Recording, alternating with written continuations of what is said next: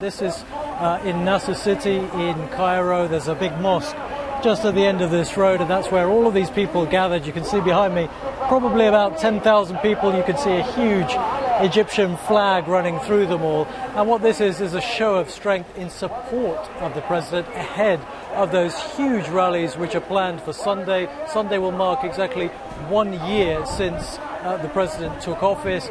And a lot of these people are saying, look, let the president, whatever the problems are in this country, let him see out his term and then go to elections. But there are an increasing number of people, and they'll be represented on Sunday, who feel the president hasn't governed this country for all Egyptians.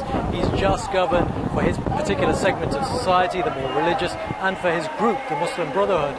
Now, this has all been very relaxed. We've just come up from the crowds, but there have been big problems in recent days. There have been running battles in some parts of Egypt between pro and anti-Morsi supporters. At least 5 people have been killed and hundreds injured, and that's before the big demonstrations get underway. So the whole country right now is extremely tense, anxious to see what the coming days bring. And how visible are the army? Are they protecting key buildings there, Aleem?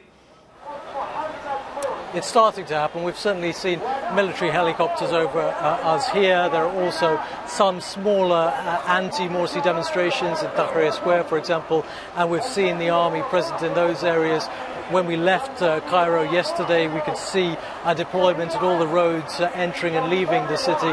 So it is starting to happen, and certainly we've heard from the army that they are going to protect not only the buildings, but also the sanctity of the constitution in this country. And if need be, they've said, though, to protect this country and to stop it going into what they call a dark tunnel.